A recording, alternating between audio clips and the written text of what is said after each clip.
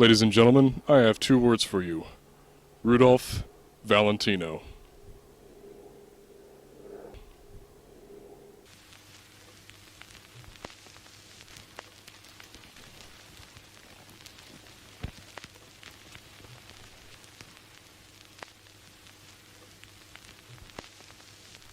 Who was Rudolph Valentino? Back before movies had the luxury of 4D, 3D, and even color, movies were in good old-fashioned black and white. And before the innovation of sound,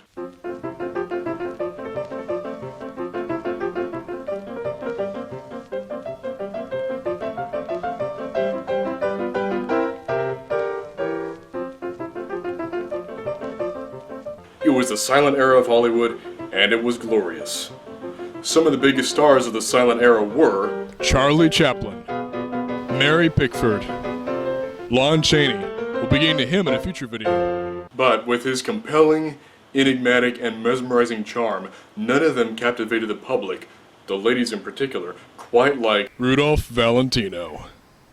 Born Rodolfo, Alfonso, Raffaello, Pierre, Filibert, Guglielmi di Valentino di Antanguola in Castellaneta, Italy in 1895 to an Italian father and French mother, young Rudy decided that Italy was too small for him, and he came to America in 1913. He worked a number of odd jobs, including dancing with customers at fancy restaurants, but Rudy was destined for one place and one place only: the movies. He was cast in Eyes of Youth as a villain. This was just enough for a certain screenwriter, June Mathis, to give Rudy what would be his big break: the role of Julio.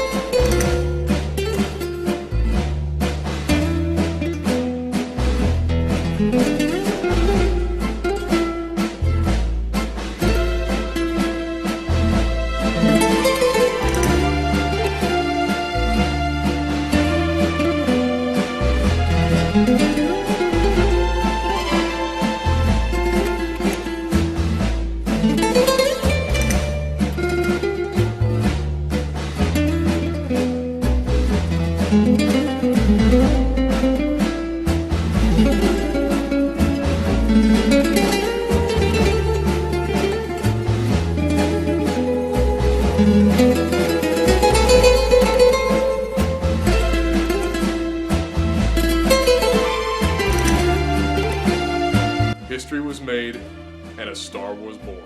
Movies didn't need sound. They had Valentino. And how else can I put this? Women loved him. But to truly explain Rudy's unparalleled allure and charisma, I think some of my fellow fans can explain it much better than I can. I fell in love with Rudolph Valentino after watching him in The Son of the Sheik. I thought he was the most handsomest man I had ever seen. Still do. Truth be told, he was my first love. Valentino was able to convey his thoughts and feelings through his eyes and body language. No spoken words were necessary.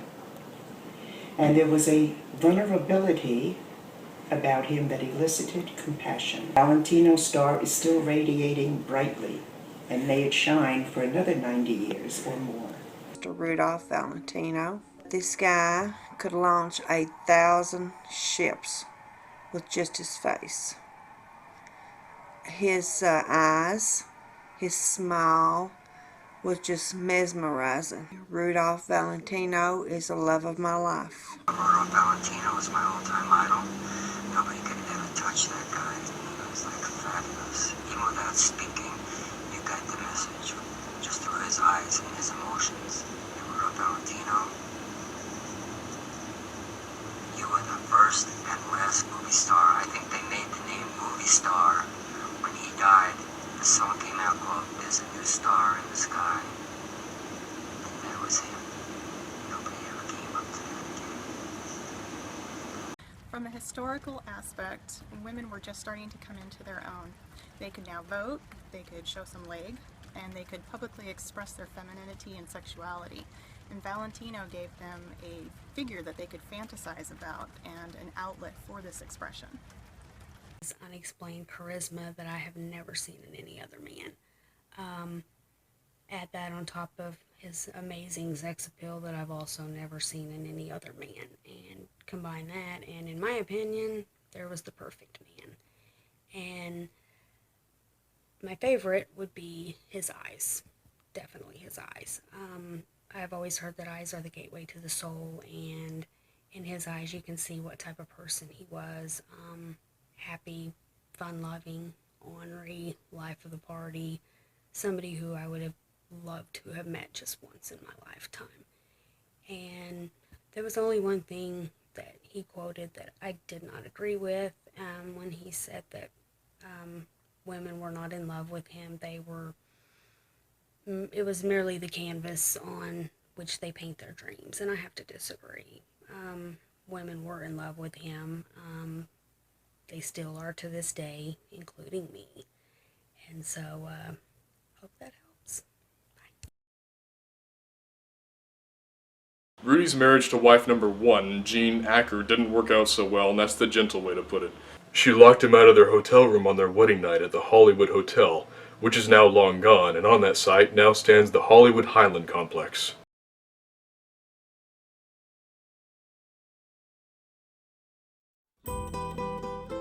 Camille's art director was a Winifred Hudnut, better known as Natasha Rambova. Rudy fell in love with her.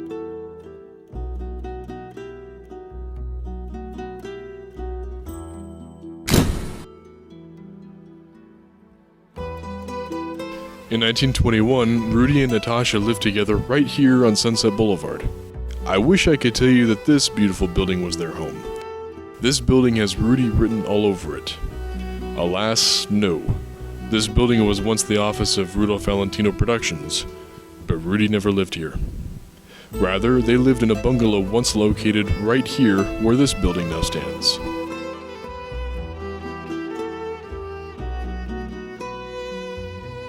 Pictures of the Rambova bungalow are very scarce. This one is fortunate enough to feature their pet lion, Zila. This was no stretch for the animal lover that Rudy was.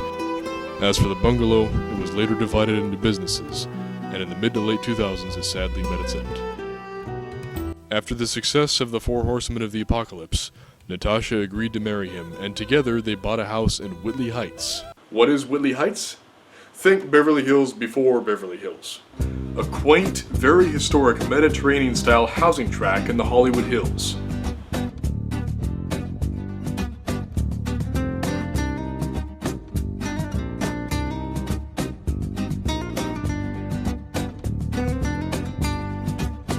Their home was located right here on Wedgwood Place.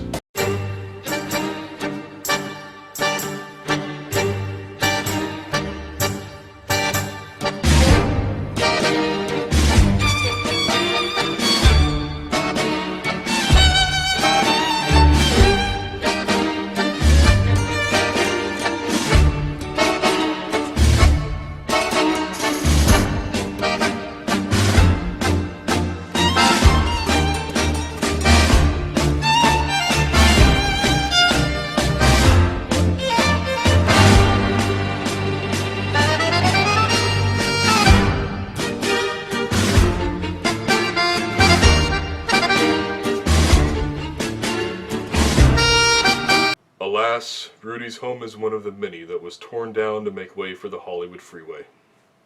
So unfortunately, this brick wall is all that stands to show where Rudy's house used to be. Or is it?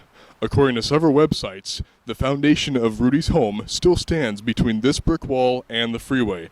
Now, I draw the line at hiking up the side of the Hollywood freeway, but that's not going to stop me from showing you this. Ladies and gentlemen, I give you the foundation of Rudy's Whitley Heights home. A small reminder as the world drives right by of the palace that once stood there and the movie star who called it home. A pet project, the Hooded Falcon, would unfortunately never happen, but Rudy's final and most famous home would be named after it. Without further ado, Falcon Lair.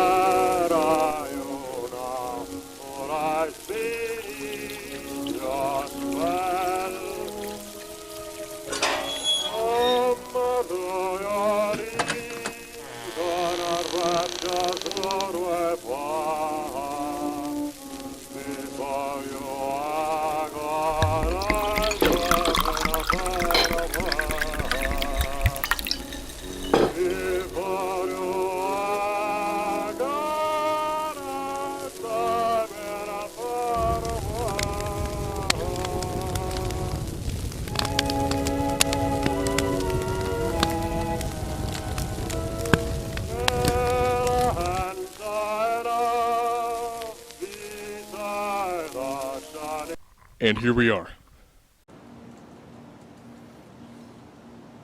And I have to say, this is my first time coming here, and boy is this surreal. This was Rudy's home, the last home he ever lived at. Unfortunately, this would not be Rudy and Natasha's happily ever after. Their marriage had already ended. We would be happier pretending the home still stands beyond these gates. Falcon Lair changed hands over the decades, and sadly in 2006, the main house met the same fate as Rudy's Whitley Heights home, and is now nothing more than a foundation. What is it with bulldozing Rudy's homes? My goodness. What remains today is the garage and the servants' quarters above. A small remnant of a bygone era.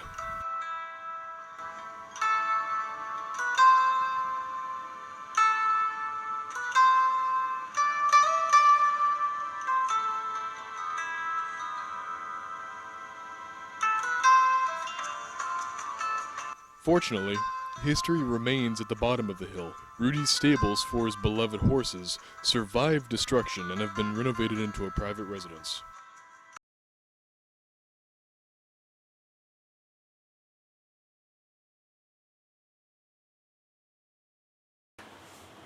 Wow, that car. That is a beautiful car.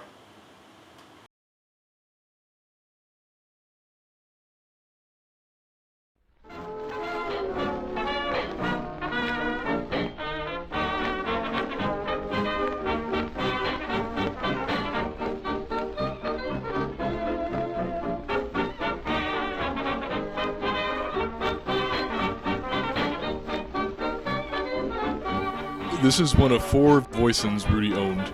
This one he brought to LA, and we can all be grateful that he did. There's many pictures of Rudy with this car, mainly at Whitley Heights. Now, I don't know if this is the car Rudy is working on in this picture, but nonetheless. And last but not least, the Cobra hood ornament that we see there, the story goes, was a gift to Rudy from his friends Douglas Fairbanks and Mary Pickford.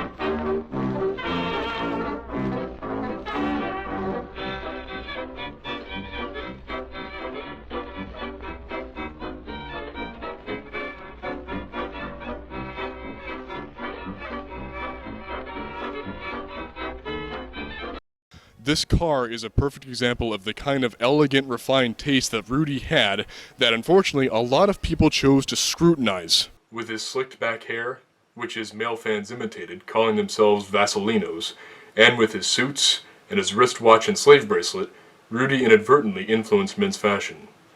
However, not everyone was impressed with Valentino. Some people challenged his masculinity, making disparaging pink powder puff remarks about him. At this point, between losing his second marriage to Natasha, his love, and having his masculinity challenged, Rudy was under a lot of stress. Rudy was in New York to promote his new movie, The Son of the Sheik, and challenging the Chicago Tribune writer who slurred him with the pink powder puff when he collapsed in his hotel room from stomach pains. Rudy was rushed to New York's Polyclinic Hospital. While both of Rudy's parents had already passed away, a visitor he did have was his first wife, Jean Acker, with whom he had recently made amends. The operation was performed and a perforated ulcer was found. The operation was successful. However, without modern-day antibiotics, the doctors and nurses could only helplessly wait for the inevitable for the 31-year-old.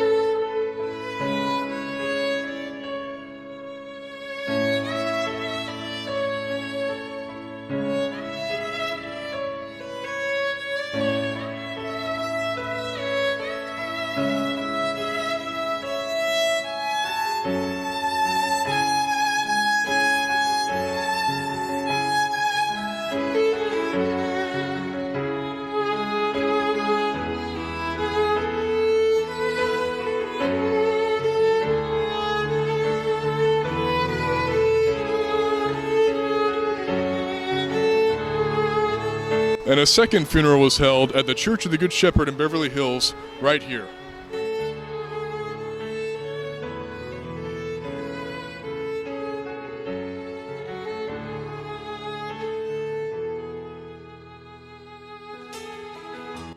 And Rudy was finally laid to rest right here at Hollywood Forever, where he rests in peace next to June Mathis, the woman who gave him his big break.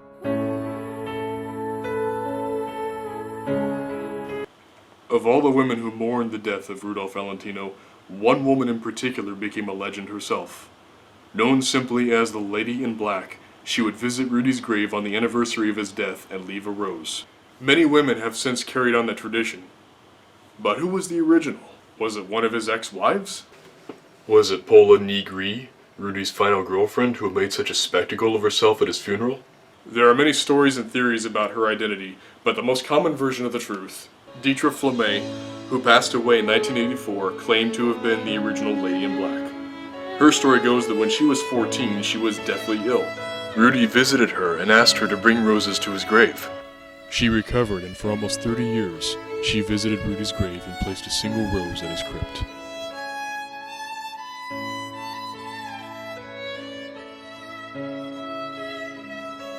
But, lest we forget, the famous Lady in Black is one of millions of men and women who adore, to this day, the Sheik, the world's greatest lover, the biggest movie star of silent Hollywood, the one and only Rudolph Valentino.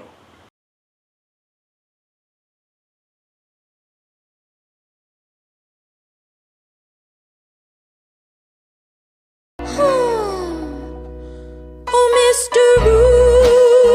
Rudolph Valentino, I know I've got the Rudolph Valentino blues. And when you come upon the screen, oh, you're so romantic, I go frantic at the view.